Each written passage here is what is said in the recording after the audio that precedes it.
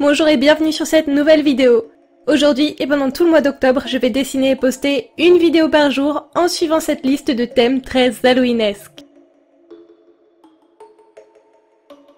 Le thème du jour c'est Kaonashi. Pour ceux qui ne connaissent pas, il s'agit d'un personnage du voyage de Chihiro qui est sans doute mon film d'animation préféré du réalisateur Miyazaki. En français, on a aussi tendance à appeler ce personnage le sans-visage. Il existe beaucoup d'interprétations différentes de ce personnage, qui est l'un des plus mystérieux du film. On le compare souvent à un monstre de l'addiction, à une quête de soi et de l'acceptation, et certains parallèles sont même beaucoup plus sombres. Mais globalement, dans le film, il offre des pièces d'or en espérant se faire aimer et accepter. Et lorsqu'il se rend compte qu'il provoque le rejet chez les autres, il se met en colère et dévore tout ce qui bouge. Je l'ai dessiné avec le bâtiment des bains en arrière-plan, qui est le lieu principal dans lequel se passe le film. Et j'ai décidé d'en graver le motif plutôt que de le redessiner.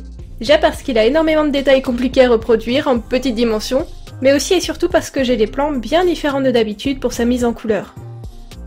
Mais avant, je dois vous annoncer que j'ai reçu un gros colis en provenance de Vaugrace, qui est un site de manufacture de pins, de porte-clés, de stickers, de washi tape et de plein d'autres goodies différents. Je les avais déjà testés lors de mon dernier projet Ulule, et j'avais vraiment trop envie de réitérer l'expérience à l'occasion d'Halloween. J'ai cette fois-ci testé 3 produits différents, les stickers, les washi tape et les aimants.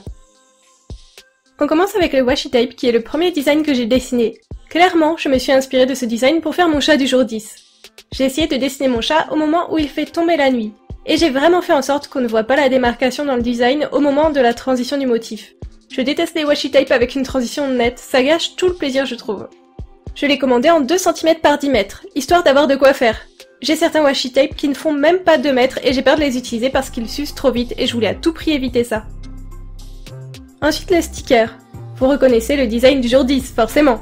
J'avais tellement envie d'en faire un sticker holographique, et j'ai choisi un motif étoilé, ça me paraissait logique vu l'aspect céleste de ce chat. Franchement, je ne m'attendais pas à un effet aussi présent, c'est hyper flashy, ça ne blague pas.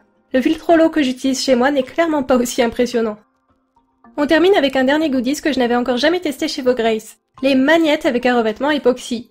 Et je suis trop fan, c'est hyper quali et ça a l'air hyper résistant. Autant vous dire qu'il y en a déjà un collé sur mon frigo. Ces 3 goodies sont mis en vente à partir de maintenant et jusqu'au 31 octobre sur mon compte Patreon uniquement.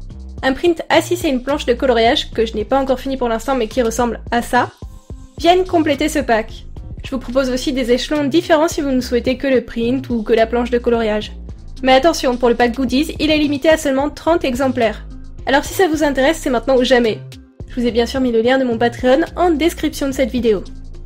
Et pour en revenir à ma mise en couleur du jour, j'ai choisi les feutres à alcool. Ça peut paraître bizarre sur du bois, mais si on applique du gesso, ça évite au feutre de se diffuser dans la fibre du bois et ça devient complètement utilisable. En fait, cette fois, je ne voulais pas avoir un rendu peint. Je voulais qu'on ait presque l'impression que ce soit une pièce d'ébénisterie avec plein de parties de bois de couleurs différentes. C'est pour ça que j'ai choisi le feutre à alcool, parce qu'on arrive encore à voir la fibre du bois à travers, ça ne masque pas la matière.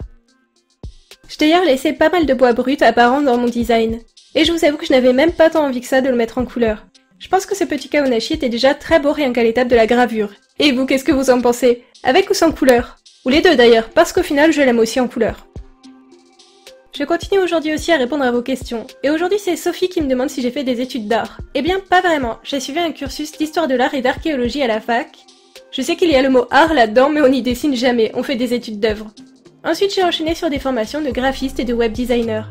J'ai quand même suivi quelques cours de dessin en auditeur libre à la fac pour le plaisir. J'ai fait 1 an de dessin d'après modèle vivant. Mais vraiment le dessin je l'ai surtout appris de mon côté en autodidacte. On en arrive déjà à finition de ce dessin. Alors la question du jour c'est quel est votre Miyazaki préféré? Et si vous n'en avez regardé aucun, quel est votre film d'animation préféré? J'en profite pour vous rappeler qu'il y a un concours de dessin en cours pour gagner un de mes émas. Pour participer, il faut dessiner un des prompts de ma liste et m'envoyer le résultat par mail avant le 29 octobre. Et avec tout ça, c'est déjà l'heure du reveal, alors je vous dis à demain!